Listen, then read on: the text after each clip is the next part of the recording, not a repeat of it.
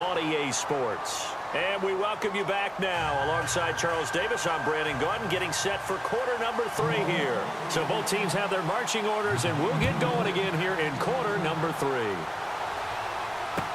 That'll be taken in the end zone. And he's able to get it across the 20, but not by much, as he's marked down at the 21-yard line. Out comes the Raiders offense. They'll go on offense first to start quarter number 3. They have the lead. Now they'll be looking to extend that lead. And this is where I enjoy talking about one of my favorite subjects, tendency breakers, or counters as I also like to call them. You've done things in a certain way in the first half, and they've had ability to see what you've done. They're going to make their adjustments. So guess what? You adjust yourself and try and stay ahead of the pace because you are looking for some separation in this ball game. The adjustment to the adjustment. Without a doubt. Show them one thing, hit them with something else. Call it a loss of 2 on the play. And that'll make it 2nd and 12.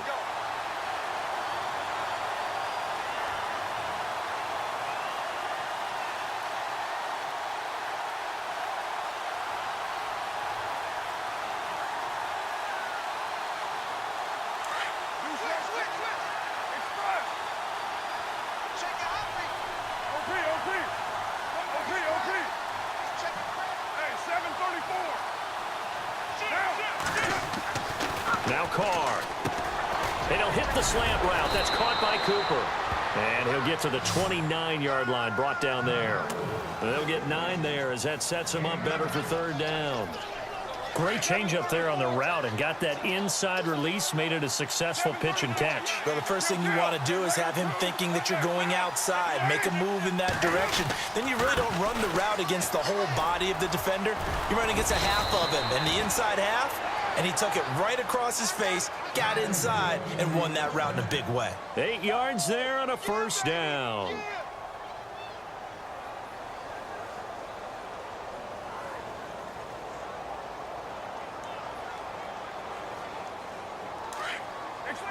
And on the outside, they're playing press coverage.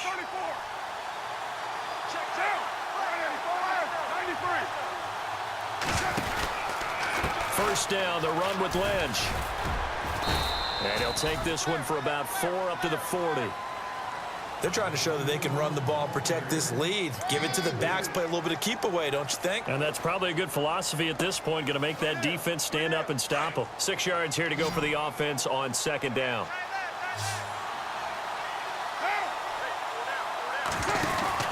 To throw his Carr. He's going to leave this for his running back. It's complete. And he's going to get this all the way down inside the 35. A good pick up there, 26 yards. We always talk about having to read defenses and how complicated that is. Well, this was an excellent read. Read the pressure and got rid of the football before it even got to him for a nice game. And when they're blitzing like that, running back usually a good spot to go with the football? Without a doubt, because he's right in your sight line or he's near you. So you're able to just get it to him easily. And once he gets in space, that's usually a good matchup for him. Now flags will come in. I think this one's going to be on the defense for jumping. And he got a little aggressive too early. And he did, wanting that quick takeoff as the ball was snapped, but I think sometimes those big guys on offense, they're pretty cagey too, right? They make those little sudden moves or those little subtle moves that get you to jump. Now Carr. His throw caught right around the 6. They've got another 1st down. The Raider passing game clicking on all cylinders right now. And here we go on 1st and goal. And the D-line pinching together, must be expecting the run. A toss play. This is Lynch. And he's over the line and in for a Raider touchdown. Marshawn Lynch, a 5-yard touchdown run. And the Raiders add on to their lead. He keeps carrying the ball into the end zone, and in this one, he's sort of carrying the team on his back. He's the reason that they lead right now. No question about it. And you talk about on his back, he's not minding the extra weight at all, is he? Carrying that just as lightly as he does the football. Yeah, what a great performance so far. Those 3 touchdowns, it's got him in the lead. Now we take a glance at the offense as they work their way back out for their first possession of the second half. They're down in this game. A chance for the offense, though, to put something on the board, get some momentum here in half two. Try and get things kick-started for them. And you know at the half, they discussed how they were going to get that done. This is where scripting comes into play a lot of the time. How many plays do you script coming out of the second? Most of the time in the first half, you're scripting 12 to 16. I think in the second half, you're really scripting more like 8 to 10. Kind of a starter or an opener, whatever terminology they use. Just something to get you off to a quick start. On second down, here's Breeze. Over the middle, the catch by Coleman. And to the 42-yard line here and brought down there. It goes as a gain of 8, and it moves the chains. I think that's a big pickup for a first down because when you run a drag route against zone, you're sometimes asking for trouble because you might run into a defender. Yeah, well, there they ran into a first down, executed it to perfection. Back now here live in New Orleans.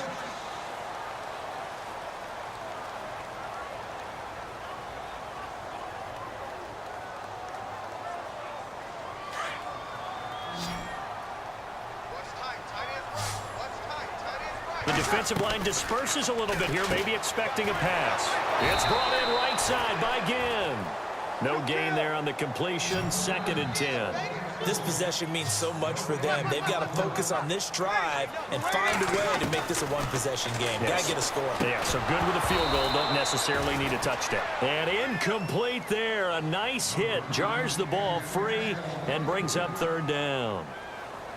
That would have been a great catch, but it's real difficult to hold on to it because it was contested all the way. Would have been a great play if he'd been able to haul that one in.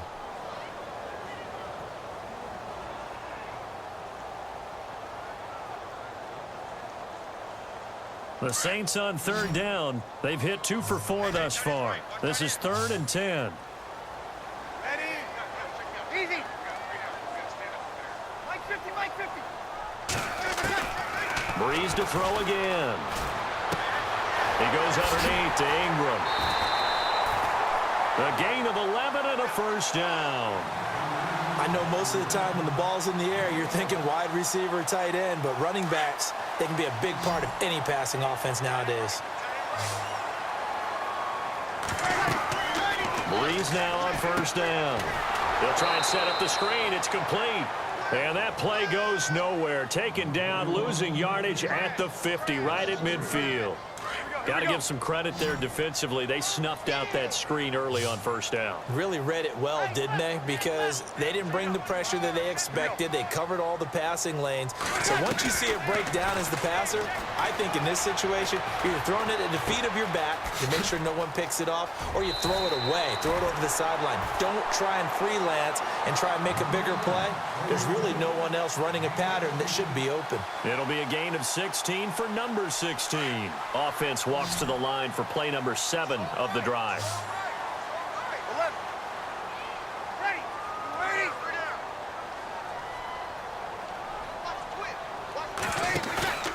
They go play action for Ingram. Now Breeze. Dancing to his left. And no escaping this time as he'll go down. They got him for a sack. Sometimes I watch games and wonder why they use play fakes on certain passing situations because it's not going to fool anyone. I don't know if that was the case here, but the end result was the same. No one fooled. The quarterback was hit. Now a play fake. Breeze. The throw to the left side, caught by Coleman. And he's going to be taken down, but not before reaching the 15-yard line. A good pickup there, 26 yards.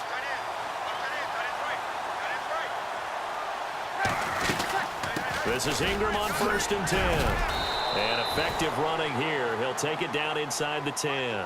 7 yards on the pickup there, and it'll leave him with a 2nd and 3.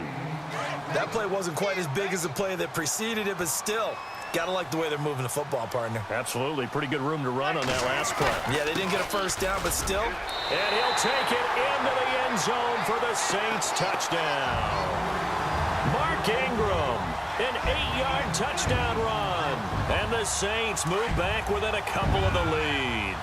Here we go now as we get set for a big 2-point conversion.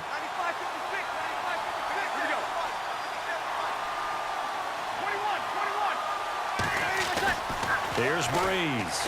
And he's got it. The conversion good, and we are tied in the fourth. Still time to work with on the clock, but they wanted the tie now, and they got it. And I love their aggressiveness. Go ahead and get it done. Get the game tied. Now your team has the momentum, and you're staring across the field saying, let's see if you can match us. And a nice return sets them up pretty good here at the 30-yard line.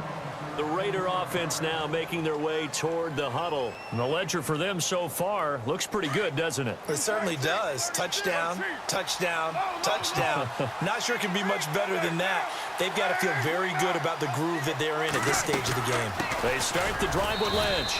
And he'll get this up only to about the 33. 3 yards on the pickup there, and it'll be second down. Not much happening there on first down. I thought there might have been a hole for a split second. Yeah, but it dried up pretty quickly, didn't it? Closed fast. Get him, boy. Get him, boy.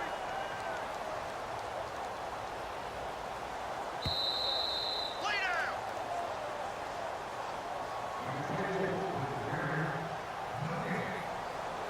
Time for a break. We'll come back and see how it all shakes out after this.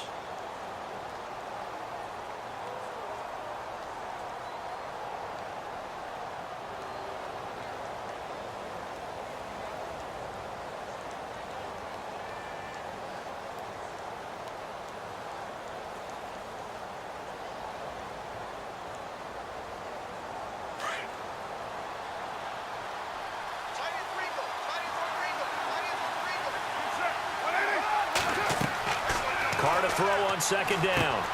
They set up the screen to Lynch. And he'll be brought down shy of the 40 at the 38-yard line. Give him 5 on the screen play, and that'll set up a third down. Carr, second only to Matthew Stafford in fourth-quarter comebacks last year, had 7 of them, so he has the experience despite the young age. He grew up fast, and because of that, the rest of the guys that play alongside of him, they have confidence they're going to get it done. To throw, it's Carr. And he can't get a throw off. He's taken down. What a huge play at this point in the game. Cameron Jordan in there to get him for a loss of 9, and that'll lead to fourth down.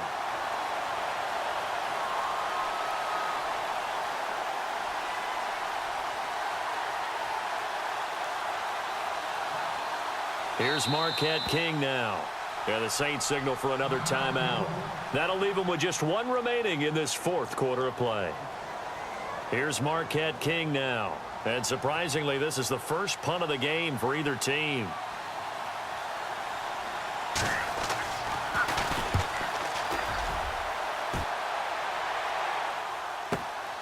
Here's Ginn. A very good return there. Give him an even 20 yards. And the Saints will take over with a first down and 10. And now the Saints get set to trot out there. They need to get this around the 40 to have a chance to win it in regulation. From the 40, it's a 57-yard field goal, so that gives you a gauge. And all they're trying to do now is pick up yardage in good chunks and get out of bounds to stop the clock. If they end up running a play and get tackled in bounds, they're worried the clock may run out on them and finish the game. And they'll have to be careful how they handle this. Throwing now is Breeze. No gain that time on the completion, and it'll be third down. And a stoppage here, a timeout before this third down play takes place. As they get the stoppage with just under 50 seconds remaining in the fourth.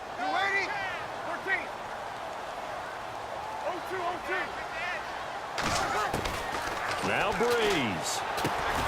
This one complete to Coleman. And he'll bring it up here to right at the 40-yard line. The completion good for only 6, and that'll bring up fourth. First things first here, they got to pick up the first down. And remember, it is fourth down, so they've got to pick up a completion here. Otherwise, this one's over. The Saints do snap it. It's Breeze. And he's got Snead. And he's got the first down yardage as he brings this up to the 47. Call it a pickup of 7. And on fourth down, they're able to convert and move the sticks. Here's Breeze to throw. He's going to air one out. And he's in for the touchdown. And in the final seconds, forget overtime. They've just likely won this thing in regulation. Might be seeing that one on the highlight shows tonight. The home run ball here in the fourth quarter to take the lead.